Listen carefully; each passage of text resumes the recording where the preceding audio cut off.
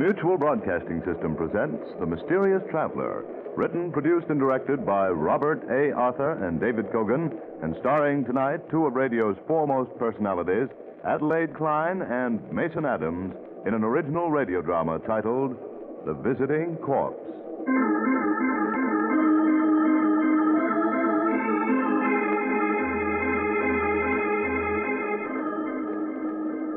This is the Mysterious Traveler, inviting you to join me on another journey into the realm of the strange and the terrifying. I hope you will enjoy the trip, that it will thrill you a little and chill you a little. So settle back, get a good grip on your nerves, and be comfortable, if you can, as we meet the Visiting Corpse.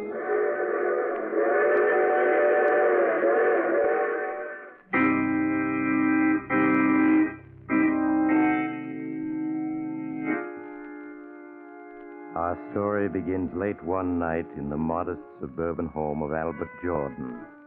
Albert, a mild-looking man in his early 30s, is tossing restlessly in his sleep.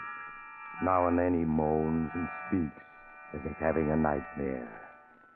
No, leave me alone. I don't want to hear anymore. Leave me alone. Can't pull the wool over my eyes, Albert Jordan. No. I'm onto your way. No. To think my only child was foolish enough to elope with you. No. Poor Louise. There were so many men eager to marry her, and she had to be tricked into marriage by you. Oh, leave me alone. Leave me alone. Darling, wake up. What is it? What? Oh, Louise. Oh, you were having a nightmare, dear. You don't want to wake Mother up. She needs a good night's sleep for a trip home tomorrow. Yes, the trip. We mustn't let her miss her train. We mustn't, do you hear? Albert, whatever in the world is wrong with you? Nothing. Only I wish you were already tomorrow, and she were gone.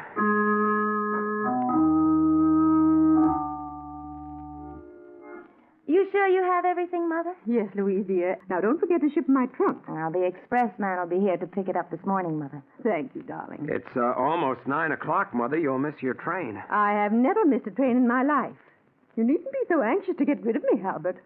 Oh, Louise, darling, I do hate leaving you alone like this. Really, Mother? I'll be all right. Very well, then, if you say so, I'll go. But I'll be writing to you every day. And if he abuses you, just let me know. Goodbye, darling. Goodbye, Mother, and take care of yourself. And don't forget, Louise, Mother will come back if you need her. Yes, Mother. Goodbye. Louise, if your mother pays us just one more visit, I'll leave this house and I'll never come back. But, darling, it's only natural that Mother should want to visit me. I'm the only one she has in the world. Yes, but she doesn't just visit us. She lives with us. In the past year, she spent 8 months with us. She has her clothes here, a key to the house, where she's even listed in the phone book under our number. Please, Albert, she's gone now. Let's not quarrel. Yeah, she's gone now, but in 2 or 3 weeks, you can be sure she'll come back to spend a few months with us. I'm warning you, Louise. I won't be responsible for what happens if she keeps coming back.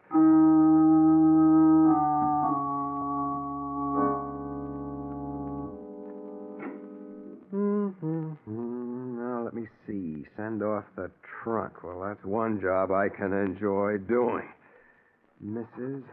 Heather Roden, 125 River Road, Ferndale, Pennsylvania. Oh, that won't be necessary, Albert. What? My trunk can remain here. Mother, but you want to catch your train. I've changed my mind about going. I won't leave my little girl alone.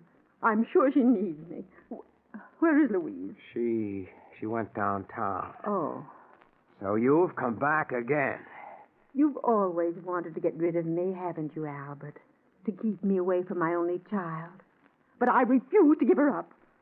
I've come back and I'm staying for good. You're what? Yes, and then I'll be sure that Louise is being well treated. Frankly, I don't trust you. You don't trust me? No. Why, I don't even know your background. You were a complete stranger when you forced poor Louise to elope with you a year ago. And for all I know, you may have criminal tendencies. There's a certain amount of the criminal in all of us. Most people can control their worst instincts. But some can't. Exactly. And I'm here to see to it that no one harms Louise. But who's going to look out for you, Mother?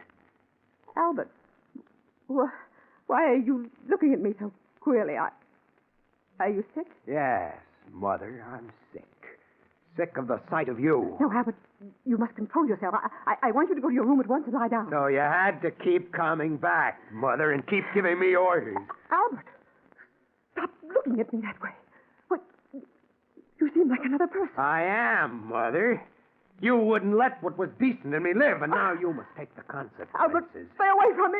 Don't you dare come near me. You would keep coming back, Mother, when you came back just once too No, Albert, often. don't touch me, Albert, You don't. should have taken that train, Mother. But at least now I know you won't be coming back. You won't come back ever again. You won't. You won't. I didn't want to kill you, but you made me. I've got to get rid of her. They'll catch me. The trunk. Yes, it's large enough. The keys. Here in her handbag. Even in death, you're a problem, Mother, but you won't be for long. There. Now I'll just pack this clothing around you tightly. That does it. Now I'll have to get rid of the trunk. Albert, are you home? Louise, the trunk, I've got to get it closed. That you, Albert? Yes, dear. Oh, I see you're locking the trunk. Yes, I was getting it ready for the expressman. It should be here now. Albert, is anything wrong? What do you mean, Louise? I don't know. Your face is so flushed. It's, just a little warm in here, that's all. Look, we forgot to pack Mother's robe. I know she'll want it. I'm afraid you'll have to open the trunk again, Albert. No.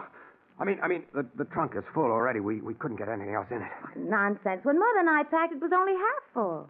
Please open it. But it's locked, and your mother has the keys. Yes, you're right. Well, we'll just have to mail the robe to her. I'll answer the door. It must be the expressman. Make sure the tags are on it, dear. Tags. I can't go to her home. If only I had time to think. Wait. Yes, that's the only thing to do. I'll make out new tags. The expressman's backing his truck up the door, Albert. Have you got the tags already? I'm just finishing them. Yeah. They're all ready, dear. Well, let me see if you have the address right. Sometimes you're so forgetful. Now, Louise, you needn't bother. Of course the tags are made out right now. Stand aside. I'll carry the trunk to the door. Well, let the expressman do it, Albert. That's what he's being paid for. And I really do want to check the address on the tag. Now, Louise. Oh, please, Albert. I'm just playing safe. What? These tags are addressed to Mrs. William Smith, 345 Wood Street, Las Vegas. They are? They certainly are. What were you thinking of? I don't know, Louise. But I'll change them. You just go on and let me tend to it. Indeed, I will not. You let the expressman in, and I'll tend to the tags. If I left it to you, Mother's trunk would probably go heaven knows where and never be found again.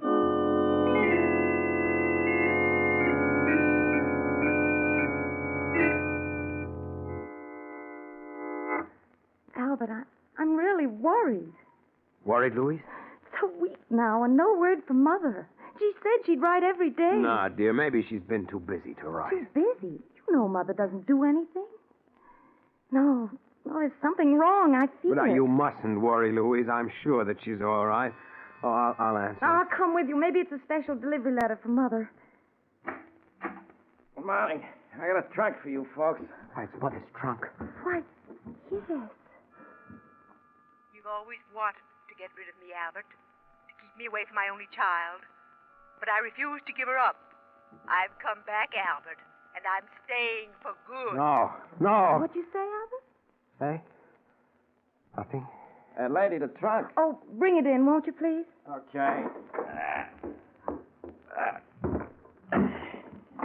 There you are. I don't understand. Why should Mother send her trunk back to us? Would you mind signing for Mr. Jordan? Oh, yes, all right. Here you are. Thanks. Bye. Albert, I can't understand why Mother shipped her trunk back to us, and without even writing a word about it. Well, I'm going to put an end to this guessing. What are you going to do? I'm calling Mother. Hello, operator. I want to put through a call to Ferndale, Pennsylvania. The number's 223. Yes, that's right. My number's Riverdale 7745. Thank you. Why bother phoning, Louise? I'm sure there's a letter on the way. I've waited long enough for one. Albert, why do you keep staring at the trunk so? What? Oh, was I? What's wrong with you, Albert? This past week you've been so jumpy. Oh, hello? Hello, Sarah. This is Louise calling. How are you? Oh, I'm fine, thank you. Is my mother there? What? Are you sure? So that's why you shipped the trunk back? No. No, thank you, Sarah. Albert, Sarah says that Mother never arrived home. She hasn't been there this past week. Was Sarah the one who shipped the trunk back? Yes. She thought Mother decided to stay with us longer and need her clothes. Albert, where can she be? Oh, Louise, I'm sure that she's all right. All right. She's been missing a week. How could she be? I'm going to call the police.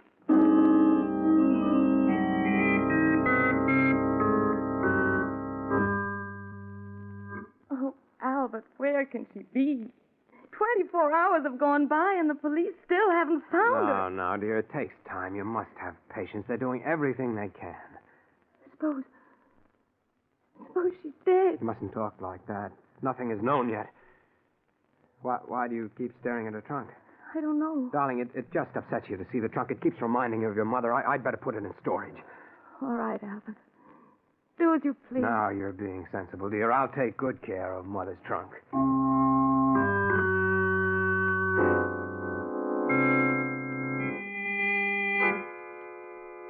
That very afternoon, Albert took the trunk to the express office. He shipped it away again, this time to a non-existent address in California. He also gave a false return address, so he was quite sure it would never come back to bother him again. Look, darling, I brought you some flowers. Here's a little present. Thank you, Albert. Very nice.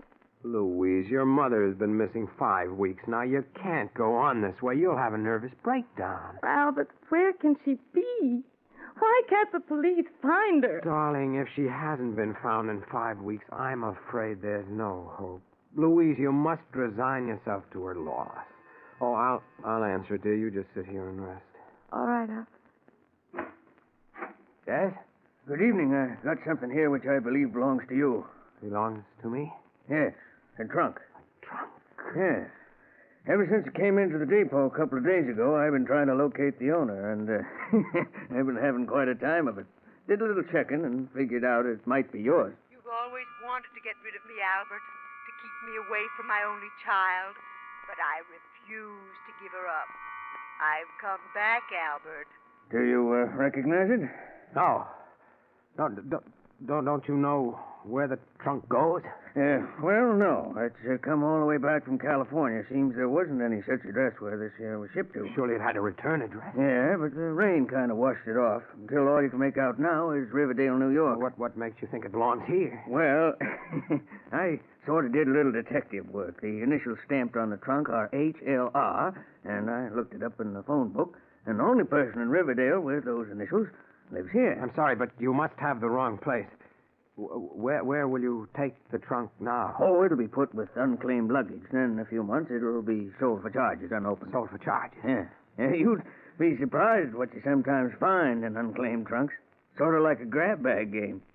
Well, I'm sorry to have troubled you. Wait a minute. What did you say those initials were? HLR. HLR? Why, they're my mother-in-law's initials. How stupid of me, of course. But, well, you just said it wasn't your trunk. Well, it isn't. It's hers. Her name is Heather L. Roden. Yeah, that was the only name in the phone book with those initials. That's why I come here. Well, it was an extremely clever piece of detective work. I suppose there's a collect charge on the trunk? Yep. Comes to $31.50 with the trucking. Well, I'll just put the trunk inside for you. Thank you. Well, we'd have hated to lose the trunk. Here's $35. Keep the change. Oh, say, thanks. Good night. Good night. So you've come back again, as you said you would. Well, you haven't beaten me yet. Albert, who was it? Why, Mother's trunk. I thought it was in storage. Well, it was, dear, but they're closing the storage house. They brought it back. Oh, I see. Looks rather worn now, doesn't it? Albert, how do we know there isn't a letter or something in the trunk that'd give us a clue to Mother's disappearance? Now, Louise, you know that's ridiculous. There's nothing in that trunk but clothes. Oh, probably right, Albert, but just the same, I'm going to open it. But you haven't got the key to it. No, but I have half a dozen old keys on this ring. Possibly, just possibly, one of them might open the trunk. Well, here, let me have the keys. I'll see if I can open it for you. Oh, thank you, dear. Here you are. Just a waste of time, but if it'll make you feel better. This one doesn't work. Nope, nor does this one. Why, Albert, you're not even really trying. Here, let me. I tell you, it's no use. Well, let me try for myself. Oh, no, this key doesn't even fit. I told you so. Now, why don't you give up? This one doesn't either. You're only wasting your time. No, this one isn't any good. Perhaps this one will do it. Oh, no. None of these keys will open it. But in the morning, I'm going to get a locksmith to open it. I've got to see what's in that trunk. Perhaps it'll lead to our finding Mother.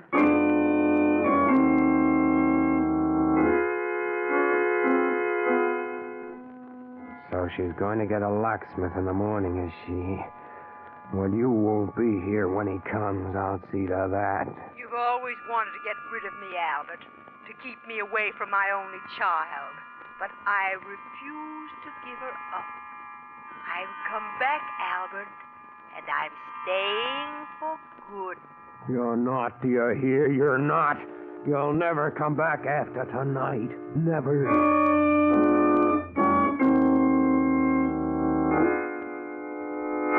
Pardon me, miss, but you store trunks here, don't you? Why, yes, sir. This is the largest storage house in New York. Do you wish to store that trunk you just brought in? Yes, please. May I have your name? Williams.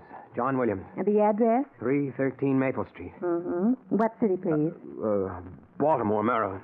Okay. Now, the charge for the trunk will be $4 a month. How many months do you want to store it? How many months? Well, let me see how much money I have. I've only $8 with me. Well, that'll pay for 2 months, then. If you want to keep it here longer, you can mail us your check. Yes, I'll do that. Okay. Here's your receipt, Mr. Williams. Thank you. Good night.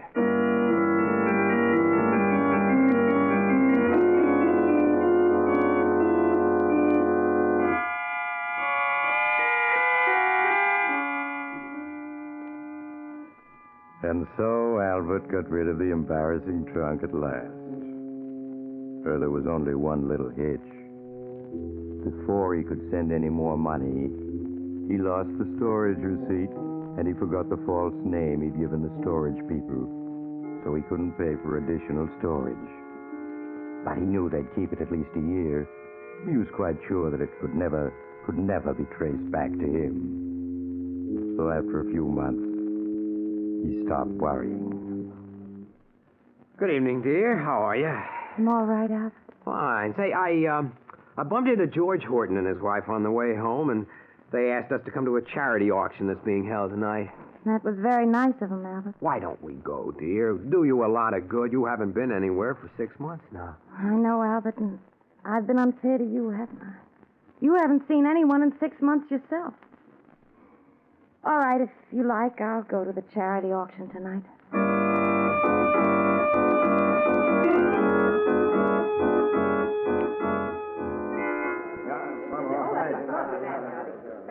All right, ladies and gentlemen. Now, what am I bid for this beautiful antique lamp? Do I have $5? Oh, come, ladies and gentlemen. Look closely at this work of art. Now, do I hear $5? I'll bid $5. Now, there we have a lady with a real sense of beauty. Now, do I hear $6? Good evening, George. Hello, Albert. I'm glad that Louise and you came. How are you, Louise? Quite well, thank you. It was nice of you to invite us here, George. Well, we've missed both of you quite a bit these past months. Well, I hope you'll be seeing more of us. You know, you've got quite a crowd here tonight. Yes, we hope to raise a good deal of money. You know, that auctioneer is a genius. He can sell the most useless object to make it seem valuable. Well, we'll have to get in on the bidding. Hey, wait till you see the next item he puts up for sale. It's something I donated, and it's going to be quite a surprise. You were always good at that, George. Come on, let's move a little closer to the auctioneer. Do I hear 12? Do I hear 12? All right, I've got $11. Well, you're going to let this remarkable lamp go for as little as $11? All right, it's your last chance, ladies and gentlemen. Going at $11 once. Going twice. Sold to the gentleman in the tweed suit. And very fortunate he is. That lamp couldn't have cost more than $3 when it was new. Oh, now here comes something for sale that I donated. All right, ladies and gentlemen. The next item for sale is something so good that I'm tempted to enter in the bidding myself. Ladies and gentlemen, my assistant will remove that cover. And there you have the next bargain. A locked trunk.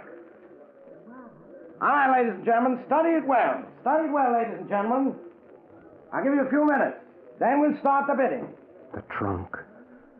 No. No, it can't be. Yet it's the same size. It's the same color. The initials. The initials, that'll prove whether... No.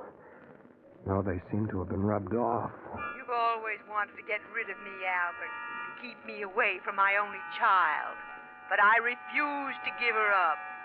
I've come back, Albert, and I'm staying for good. You are back.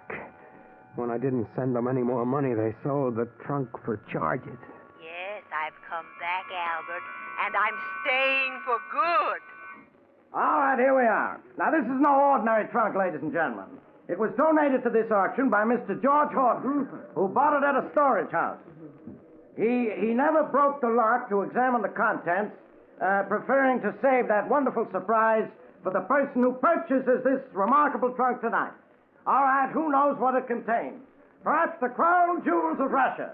Or, better still, 5 quarts of scotch. All right, now we'll start the bidding for this mystery trunk. I'll bid $20. $20? Why, madam, the trunk alone is worth 40. Who knows what's in it? I've come back, Albert, and I'm staying for good. No. Albert, you look so pale. Is there anything wrong? Huh? What? Oh, no. Everything's all right. Oh, come, ladies and gentlemen. The contents of this trunk may be priceless. Do I hear a bid of $30? I'm afraid I'm just as curious as everyone else to know what's in that trunk. I'll bid $30. We have a bid of $30 for Mr. Horton, the gentleman who donated this mystery trunk. All right, do I hear $40? Albert, that trunk looks something like Mother's, doesn't it? So you've noticed. Surely I hear $40. Why, any dealer would pay $40 for the trunk alone. That means you'd have the contents for free. Come on, ladies and gentlemen, do I hear $40? $40. There's a lady with a shrewd eye for a bargain. All right, whole bid $50. I'll say 50. But, Albert, we don't need a trunk. Oh, let him have fun, Louise. After all, it is for charity. Besides, you can never tell what's in the trunk. I wish I could bid on this myself, ladies and gentlemen. I now have a bid of $50, which I am convinced is only 1/10 the true value of this trunk. All right, do I hear $60? $60. $70. That's more like it. Now, do I hear $80?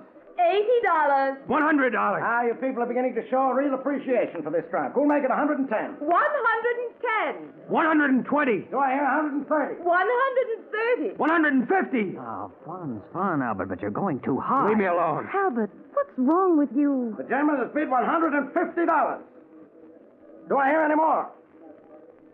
Going once at 150. Going twice at 150. Sold to that gentleman for $150. I never saw anyone go after anything the way you went after that trunk, Albert. Well, I'm afraid nothing will satisfy the crowd now but for you to open up the trunk and reveal what's in it. No, I'm sorry, but I don't intend to open until I get home. No. Come on, Albert. Now don't spoil the fun. It won't hurt to open it. I told you I wouldn't do it. No, I'm sorry, George, but well, I haven't a key to open it, and there's no sense in breaking the lock after paying $150 for the trunk. Well, maybe I can help you, Mr. Horton. That's some skeleton keys that'll open any lock. Here, I'll show you. We auctioneers always running into locked trunks. Oh, we'll certainly appreciate it. Yeah. I think this key will do it. Stop! You have no right to touch my trunk. I paid for it and I don't want it open. Now get away from it. It's mine. Albert, what's wrong with you? Well, all right, certainly, if that's the way you feel about it. Come on, Louise. We're going home. Albert, you're acting so strangely. Why do you insist on dragging that trunk away now? Stop talking and come along. Well, all right, Albert. Albert, that trunk is pretty heavy. Don't you want me to give you a hand with I it? can manage it alone, thank you. Open that door for me, Louise. Albert, don't you think you'd better let George help you get the trunk down those stairs? No, I'm not going to let anyone touch this trunk.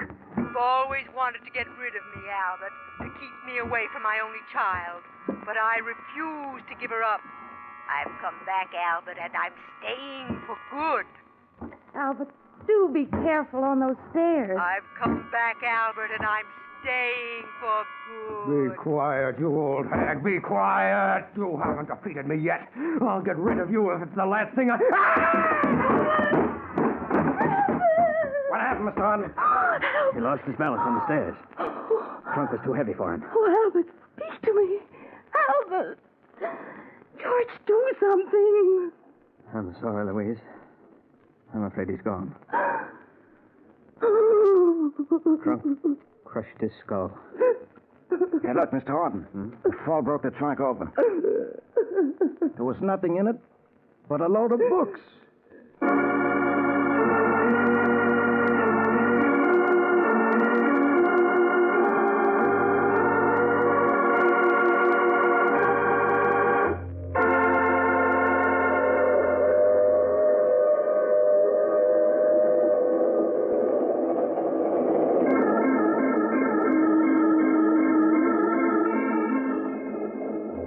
This is the mysterious traveler again.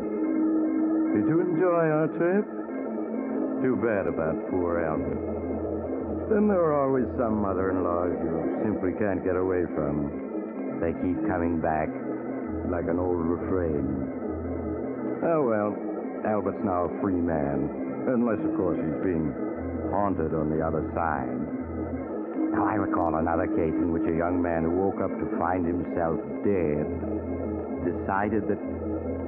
Oh, you have to get off here. I'm sorry. But I'm sure we'll meet again. I take this same train every week at the same time.